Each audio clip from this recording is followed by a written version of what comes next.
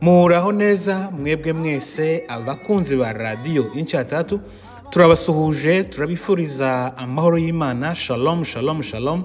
Turabizi yuko mudukurikirana muri ahatandukanye kandi siningari muri ku migabane itandukanye, turahatandukanye, turi mu bihugu bitandukanye bidahuje amasaha. Turabizi ko bamwe bafite mwaramutse, abandi bafite mwiriwe, rero bivanye n'isaha ufite mu byukuri turakuramukije, turakugumbiriye hobe. Nimba hari uwegereye mugenzi wiwe basi muramukanye mu cimbo cyuko nshobora kuba ari nje baramukije. Nibaza ko ariko mubikora. Nabemeye Imana niko babigira ngo aramutsa mugenzi wawe kwegereye. Reka naje mbabwire ngo buri wese aramutsa mugenzi wiwe umwegereye. Natwe n'itorero rega, iyi ni ministeri. Hanyuma rero reka tubaramutse, twari tubaramukije kuri microphone. Amazina yanje nitwa Benjamin Ruramira Nkurikiye. Njiguye kubana namwe muri kino kiganiro cy'uyu mwanya. Iyi ni Amuka na Inchatatu. Hanyuma rero bimeze bite? Turabizi uko muri hatandukanye ibyo twari tubabwiye mu nkambi z'impunzi, cyane cyane nimwe tugiye kuganira namwe. Sinongeye kwibuka kwandika liste y'inkambi z'impunzi zitandukanye. Hari amazina nabonye inkambi nsha mu bindi bihugu bitandukanye, ariko reka ndike kuvuga inkambi ari yo yose. Umunsi umwe nzazegeranya kugira ngo nza mbaramutsa mwese mbavuza mu mazina bivanye n'inkambi muherereyemo. Rero turabiyegereje muri iyi nkuru tugiye kuganira namwe. Iyi ni radio Inchatatu ivugira mu gihugu ca Amerika, ni muri Leta Arizona, ni mu gisagara ca Phoenix. Nubwo tuvuga ibindi ariko cyane intego ya radio Inchatatu na makuru y'igihugu ca gatatu. Ni Inchatatu ya Uhamishoni, ibyo narabibabwiye. Ni 3e pays d'asile. Ni radio ikomoka mu buhungiro, inageze na hano muri Amerika. Twaravuze ngo tuzokomeza dufasha abaje bakagera hano, tubabwira toujours ya makuru y'igihugu ca gatatu kino gihugu dutuyemo. Rero muri amakuru hiyongereyemo rero ni imyanzuro ya Trump. Ubundi twavugaga amakuru ya hano muri Amerika ya buri munsi afite ahure n'ubuzima bw'aba immigrant baje nk'impunzi bari hano batumva ibyongereza by'iki gihugu, tukazisobanura tukazivuga muri ururimi rwacu Kirundi, Kinyarwanda, Kinyamurenge. Noneho hajemwo imyanzuro ya Trump ibangamira impunzi zacu cyangwa se abantu bari ku isi bahungiye. Iba ngombwa namwe ko tubashakira aya makuru tuyababwire mwebwe mururiho ukuzoza hano muri Amerika. Nivyo rero ni inkuru tugiye kubaganirira, ni update, ni inkuru yo ku itariki 1 nibwo yanditswe, ariko tuyisomye bukeye. Ni midnight hano muri Arizona, nkuko mubizi ko buri gitondo mugomba kubona inkuru. Rero byari byitezwe yuko haba urubanza. Rero si urubanza, mu judge hariya muri Seattle muri Washington twarababwiye yuko ku itariki 1 kuwa 4 itariki 1 kwezi kwa 5 tumira uruhande rwo kwa Trump n'uruhande ruburanira impunzi kugira ngo ababaze impamvu batarashira mu ngiro ibyo urukiko rwa 9 rw'iyungururizo cyangwa se rw'ubujurire rwa appeal kubera iki batabishize mu bikorwa. Noneho ingabo zo kwa Trump zisobanure, hanyuma n'ababuranira impunzi nabo bakomeze batsindagira bavuga ati batubarize rwose, natwe biradutangaza impamvu batarafungura urwo n'uruhande ruburanira impunzi. Naho uruhande rwo kwa Trump bo bari harya gusaba ariko barisobanura. Nibyo inkuru twayiteguye nyine bumaze kwira. Hari na message twanditse kuri WhatsApp twabasangije, bamwe benshi bayisomye, turanayitangiriraho nubwo turavuga ingingo z'amakuru. Rero urubanza rwabereye Seattle muri ya masaha muri courtroom, hanyuma rwari kuri conference call, ariko bavugaga audio hari ko haba transcript. No kuvuga ngo umujudge ari kubaza ikibazo byiyandikaga, ingabo zo kwa Trump zavuka bikiyandika. Byadufashije kubera icyongereza nyine cy'abanyamerika, kandi kuri audio hari ibyo tutumvaga neza, ariko ubwo audio zareko transcriptinga ibyo bareko bavuga wabisoma ugahita ubyumva. Gusa nyine byihutaga, ariko wabisoma ugahita wumva ibyo ari kumubaza. Muzukuri umujudge yamubajije ntacyo atamubajije. Buriya abajudge muzagende mu batinyi, bazi kubaza kabisa, kandi barabaza bafitaho baganisha ibyo bashaka kugeraho. Kandi uruhande rwo kwa Trump nabo bari bafite kubaha gukomeye. Ni ukuvuga ngo yareko aje gusubiza ikibazo, asubiza umujudge akamwita nyine icyubahiro. Ni ukuvuga ngo wumvaga mu byukuri nawe acishijwe bugufi no kumva uwo ari uri kumubaza amubwira. yaje gusubiza ikibazo ko atamubajije umujaji akamubwira ati si icyo nakubajije, umva neza icyo nakubajije. Ariko na jaji nawe akongera kandi akamushimira, nawe akamugaragariza icyubahiro, akongera kandi akamubaza akagisubiza. Nibyo rero ubwo rubanza rwabaye. Inkuru rero tugiye kubasomera yanditswe na CWS, Church World Service. Niwo mushinga uharanira impunzi kandi unakira impunzi, niwo nabonye utanga update ku gihe, niwo nifashije kugira ngo mbagezeho update za CWS, kuko Christian World Service ni nayo inafasha mu kubaburanira, niyo nafashe kugira ngo nzambaha update. Nabo inkuru bateguye inkuru y'ibingibi rubanza rutararangira bataramara kubaza, ariko kandi byaje kurangira nta mwanzuro bafashe. Babajije nukuvuga ngo umwanzuro uritezwe, nibi tugiye kubabwira nta kirimwo rwose, ariko basi tunababwire na update y'uyu munsi ku itariki 2 ukwezi kwa gatanu, ariko mumenye ko twiteguye umwanzuro. Hanyuma rero niki tugiye kubaganirira muri uyu mwanya twihuse, kugira ngo yaminota yacu tutayirangiza tutarabwa icyo tugiye kubaganirira. Ni message yanditse kuri WhatsApp, nasangije abantu kuri channel ya Radio Nchatatu ya WhatsApp. Burya WhatsApp nayo ifite amachannel, nuzobona message ivuye kuri channel ya Nchatatu uzusubscribinga uyikoreho, wiyandikisha joining, kugira ngo igihe cyose dupostinze ikintu Radio Nchatatu uzozubona isa nk'ikwandikiye, hanyuma usomere kuri channel yabo, ni channel ya radio muri make. Nibyo iyi message rero twayishize kuri channel ya Radio Nchatatu, ariko tunayisangizana no kumbuga kugira ngo mushobore kuyisoma. Iyo turasaba tuyibasomere, ariko nayo nta kirimwo. Hanyuma rero turibuze kubabwira amakuru rero masha, ama update twasonye kuri dashboard cyangwa se ku rubuga rwa CWS kubyerekeye runo rubanza. Hanyuma ikindi tubabwira ni kubijanye n'impunzi z'abanyabutani. Butani ni agahugu gato kugariwe muri Aziya y'Amajepfo. Iyi nkuru ni nziza ko tuyibabwira kubera ko na abantu baje nk'impunzi muri kino gihugu ngo bashike bakora amakosa babasubiza mu nkambi z'impunzi. Kandi natwe abantu bava mu karere k'ibiyaga bigari dufite abantu bakora amakosa, dufite abantu bamwe inzoga, dufite abantu bafite ibyaha, bavuye Mahama, no, bavuye Kiziba, bavuye Bwagiriza, bavuye Muyinga, bavuye Musasa, bavuye Nyakivara, bavuye Kakuma, bavuye Nairobi, bavuye mu nkambi za Tanzania, za Mozambique, za Zambi, mukaza mwagera hano muri Amerika mugakora amakosa, mugasinda, mugatwara imodoka, mukagonga, mugateza imvururu mu ngo, mugafungwa, mufite amakoti mugomba kwita, mufite imanza. Rero aba nabo ni impunzi baje nkatwe, nta tandukaniro ryaba ngaba n'abavuye mu karere k'ibiyaga bigari. Abenshi iyo tuvuga nk'aya makuru, abantu biwacu baravuga ngo dutera abantu ubwoba. Dufite Imana yacu, turasenga, ariko natwe tugomba kwitwararika amategeko y'igihugu, kandi amakuru tuvuze natwe tugomba kuza tuyigeraho tukayitwararika cyane.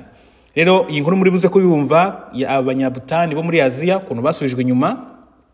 Hanyuma turavuga kuri politiki ya Trump. Politiki ya Trump ubu nyine ni Somambike n'igihugu cy'u Rwanda. Ubu ni bashushu sheri, murabizi ko bavuye amasezerano, none kandi Trump ko barateganya ukuntu bohereza bimukira mu Rwanda.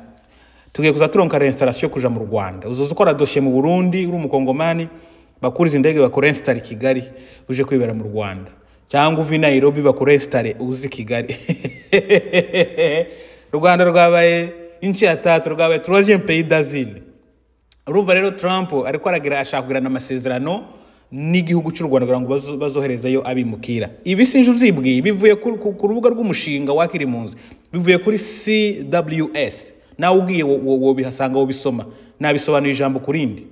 Hanyuma y'ibyo ngibyo irindi jambo tubabwira nuko abimukira bafunzwe ngo banditse SOS. Iri jambo SOS rikunze kuboneka cyane mu bintu by'ubutabazi, sindamenya meaning yaryo, ariko mwese murarizi SOS mu bintu by'ibinyamakuru, buvugizi. Iri jambo murarizi, abarizi mwo twandikira muri comment makatubwira icyo SOS ivuga.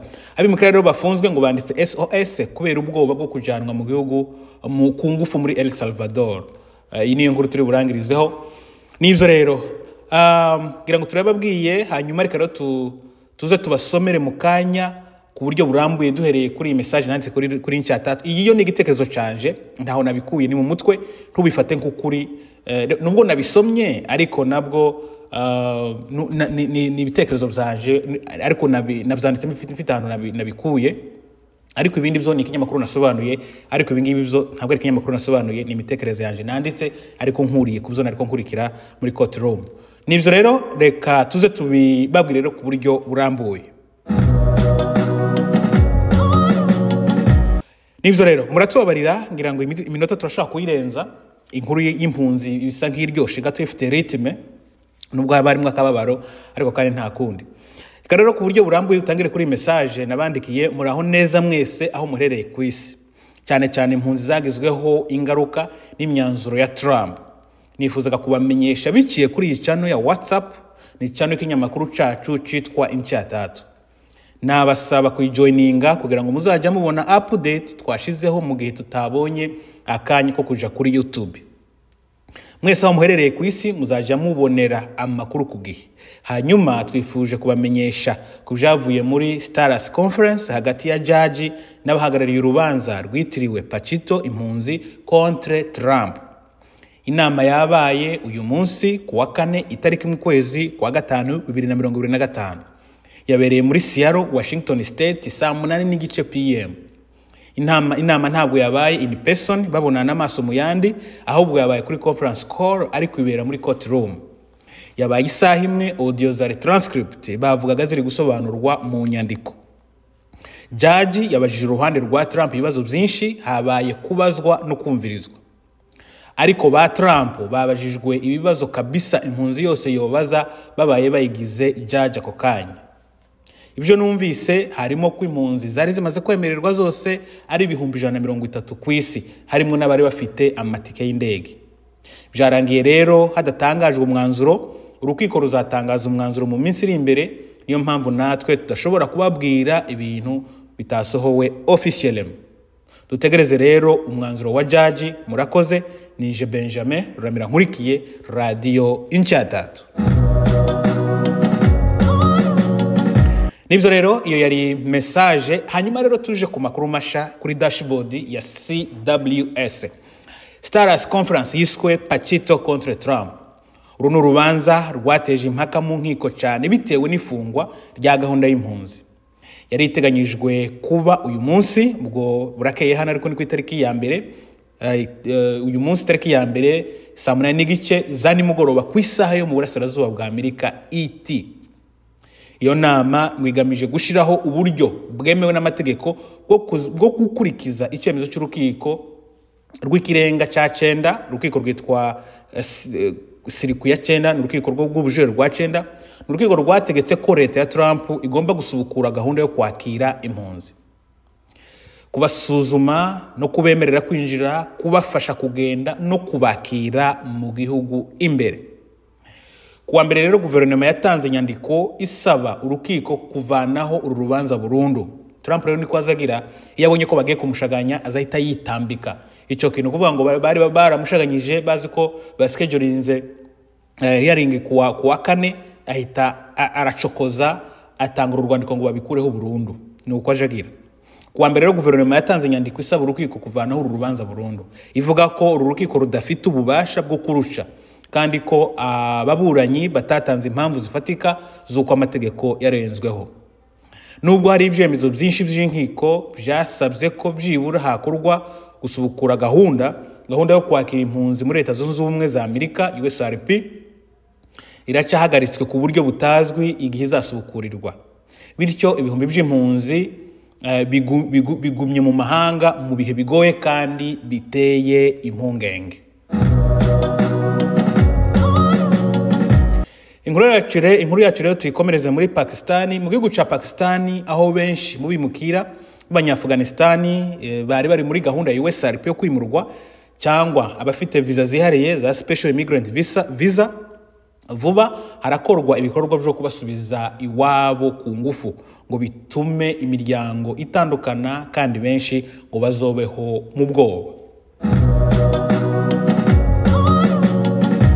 Inkuru yacu rero kandi tuyikomereze ku bijanye n'impunzi z'Abanyabutani. Ni ka gahugu kugariwe muri Aziya y'Amajepfo, sinari nkazi, mbonye rino zina ndenda kukareba kuri Google, nsanga ari agahugu ngo kugariwe kari enclave muri Aziya y'Amajepfo gato cyane, ni BHUTAN, Bhutan, nimba ariko banabisoma sinzi nimba ari Bahutan cyangwa nimba ari Behutan, ariko ni B na H na U na T na A na N.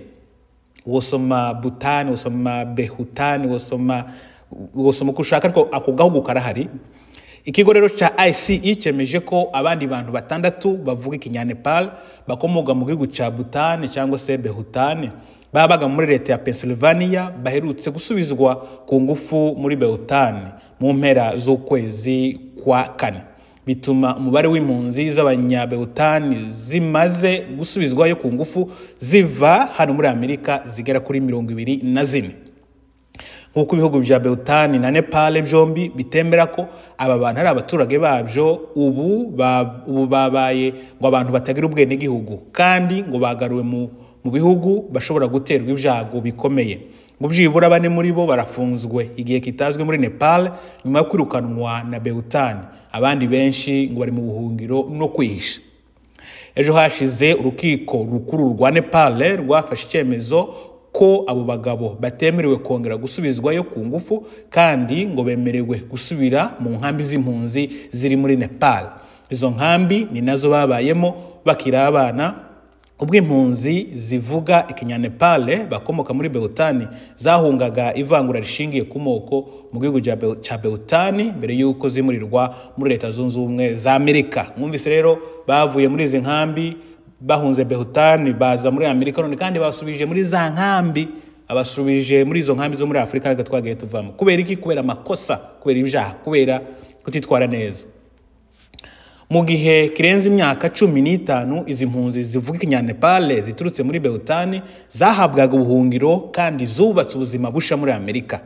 Abaharanira uburenganzira bwabo bavuga ko aba bagabo basubijweyo ku ngufu barangije igifungo cyangwa igihe cyo kugororwa kandi bari bemerewe gukomeza kuba muri Amerika. Bavuga kandi ko batigeze bahabwa uburyo bwo kujuririra ibyo byemezo cyangwa ngo bagire amahirwe yo kugaragaza ubwoba bwabo bwo gusubira mu gihugu cyabateje akaga.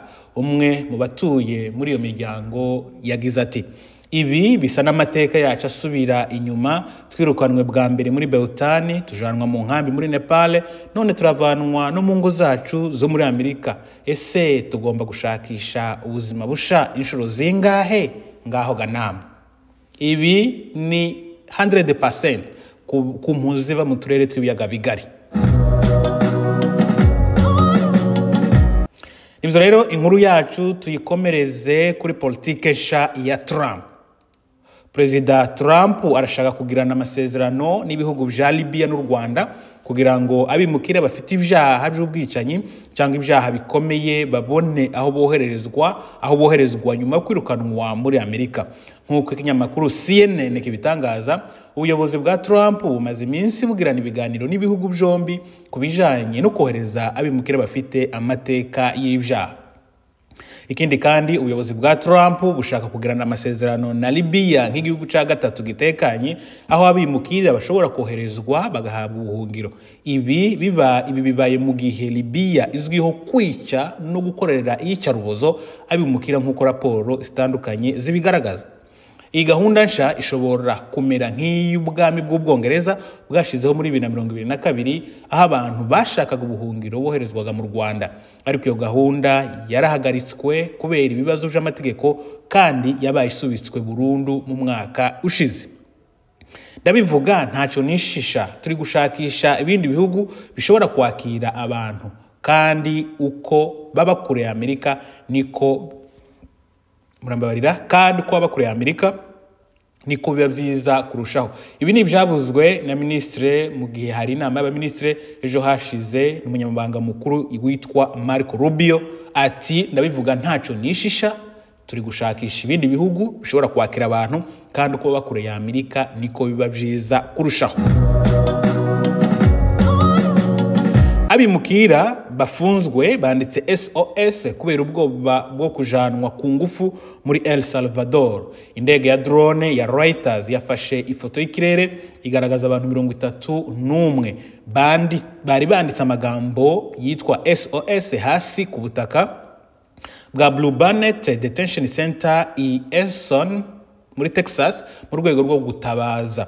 Kuwa gatanu rero tariki 18 kwezi kwa kane abategetsi bashinzwe abinjira n'abasohoka batanze inyandiko mu Cyongereza ibwira abagabo b'Abanyavenezuela bari bafungiye aho ko bagiye kwirukanwa hakoreshejwe itegeko rya Alien Enemies Act, babashinja ko ari abanyamuryango b'itsinda ry'abagizi ba nabi rya Tren de Aragua. Imodoka yari batwaye ku kibuga cy'indege yarahindukiye ibasubiza muri gereza nyuma y'uko ishirahamwe ACLU ryandikira urukiko rukuru rwa Amerika rusaba guhagarika ico gikorwa. Saa 11 za mu gitondo kuwa gatandatu urukiko rukuru rwategetse ko ubuyobozi bwa Trump budashobora kwirukana n'umwe muri abo bantu mu gihe hatarabaho ikindi cemezo kivuye mu rukiko. Mu biganiro bagiranye n'itangazamakuru, abo bafunzwe n'imiryango yabo bahakanye ibyo bashinjwa, bavuga ko nta sano bagira n'iryo tsinda rya Tren de Aragua. Abagabo batandatu kinyamakuru Mada Jones cyavuganye nabo baracafite imanza zitararangira mu nkiko z'abinjira n'abasohoka. Umwe muri bo ni umusore w'imyaka 19 wo muri Venezuela, nta cyaha cyangwa ibimenyetso by'amabandi afite. Yari hafi yo kwirukanwa ku ngufu ajanwa muri El Salvador hakoreshejwe Alien Enemies Act ari mu kigo cha Blue Barnet aho agifungiwe. Yagize ati yageze muri Amerika nk'umwana utari kumwe n'umubyeyi muri 2022 kandi afite itariki y'urubanza itariki 14 z'ukwezi kwa gatanu muri Virginia. Reka rero tubashimire muratubabarira iyi nkuru yabaye special, twatambukije iminota, ariko Imana ibagire neza kandi tubifurije amahoro y'Imana na weekend nziza mu banyu no mu janyu. Ababyeyi baricwa nabi, abana bakicwa nabi, amatungo akicwa ndetse naho batuye hagatwikwa. Aho baraye siyo birirwa, aho biriwe siyo barara, agaciro k'ubuzima bwacu kari mu maraso